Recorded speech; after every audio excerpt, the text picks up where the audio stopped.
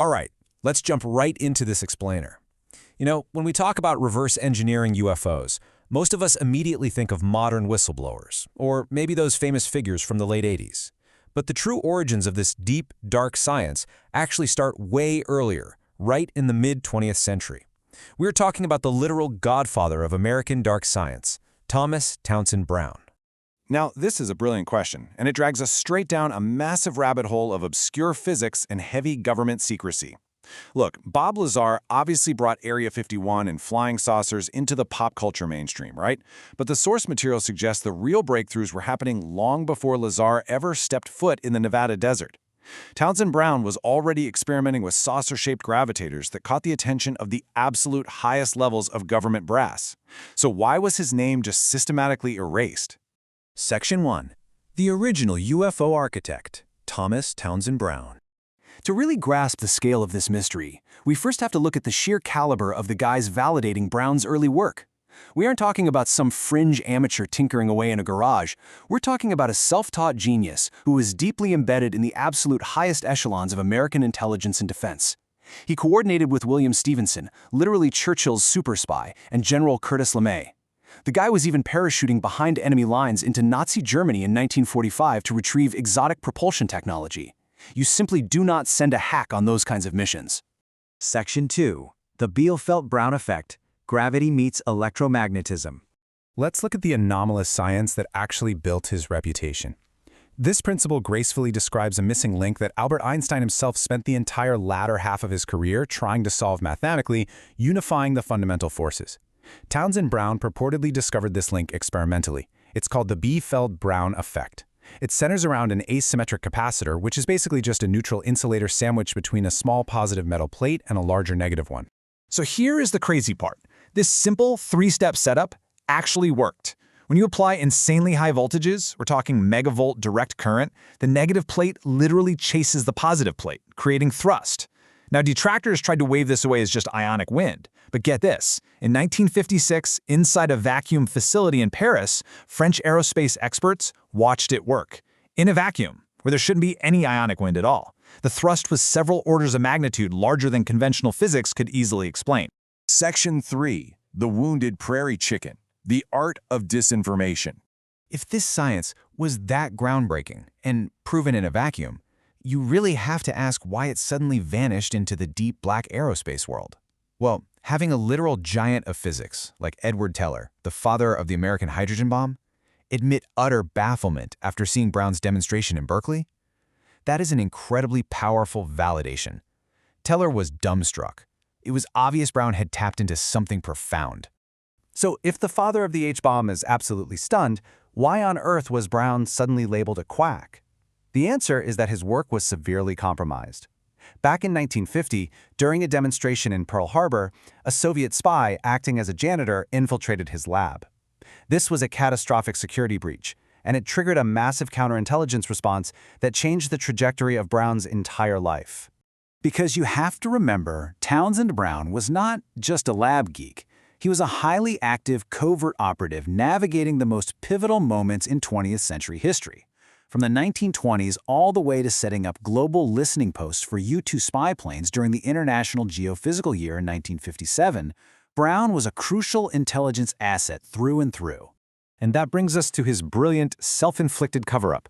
He intentionally discredited himself using what intelligence folks call the wounded prairie chicken routine. In nature, a prairie chicken limps away from its nest to distract predators, right? Brown did exactly this. After the Soviet spy incident, he started showing the public simple fluid-dielectric models, little tinfoil toys that actually did just rely on ionic wind. It made his work look like an 8th-grade science fair project, and this genius move allowed his vital, off-the-books, solid-dielectric physics to safely disappear behind classified doors. Section 4. Black Projects and Stealth. From Lab to the Skies. So we can actually see traces of where this classified technology ended up by tracking the specific materials involved. Notice the focus here on high K-factor materials. These materials store massive electromagnetic charges, which is absolutely essential for the thrust in Brown's real experiments.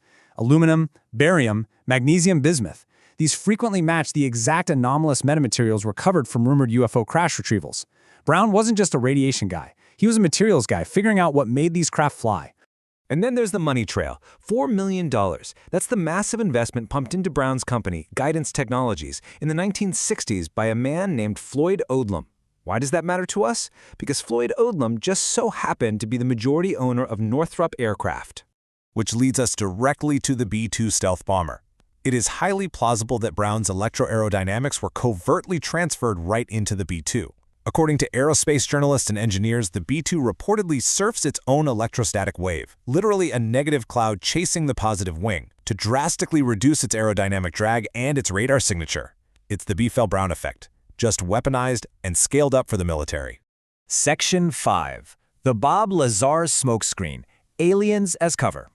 Fast forward to the 1980s, stealth aviation was ramping up hard, and the government desperately needed an unconventional cover for these terrestrial breakthroughs. When you look at the public narrative versus the hidden reality, you see how sensational extraterrestrial stories were strategically deployed. While the public was totally distracted by tales of alien reverse engineering at Area 51, the hidden reality was that defense contractors were busy perfecting human-made stealth tech and electrogravitics. Blaming advanced tech on aliens is honestly the perfect smokescreen. It obscures the truth and totally taints the subject for serious journalists. And the absolute linchpin of this smokescreen? John Lear. He was a CIA pilot and the exact man who leaked the Bob Lazar story to the media back in 1989. What's crucial to know here is that John Lear's father was Bill Lear, an aerospace legend who literally worked on anti-gravity right across the street from Townsend Brown in the 50s. The source material points out that Lear likely flooded the zone with alien disinformation specifically to protect the exotic terrestrial physics pioneered by men like his own dad and Townsend Brown. Section 6. Time Travel and Beyond. Manipulating Spacetime. Okay, let's dive into the absolute most mind-bending part of this rabbit hole, where Brown's theories push way beyond simple stealth bombers. By revisiting the original, unedited Maxwell equations, specifically a framework called extended electrodynamics, scientists today are finding theoretical frameworks for anomalous scalar waves. These are waves that don't decay like traditional waves do, and they potentially couple directly with gravity. This is the exact math that likely explains the extreme high-voltage anomalies Brown stumbled upon almost a century ago. This reveals the ultimate potential of his work. If empty space is actually filled with substance, a dielectric vacuum or ether, as Brown outlined way back in his 1940s paper, The Structure of Space, extreme high voltages might allow us to manipulate spacetime itself. Think about that. Instead of sending a wave through space, you are tugging on the fabric of space itself, creating a wave of positive and negative gravity that a craft can literally surf on. And Brown wasn't joking around about the implications. He spoke of these concepts earnestly behind closed doors with his family and close colleagues. He was entirely convinced that gravity, electromagnetism, and time were all fundamentally connected. In high enough energy torsion fields, the physics suggests time itself could actually be slowed down or manipulated. Which leads us to our final massive question. If empty space can be engineered, and if these mechanisms to manipulate gravity were already proven in a Paris vacuum back in 1956, are we already capable of traveling among the stars? It really leaves you wondering if the utopian future of interplanetary travel we were promised in the mid-century isn't actually lost, but simply locked away in deep black projects, just waiting for the day it is finally open-sourced for all of humanity. Definitely something to think about the next time you look up at the night sky.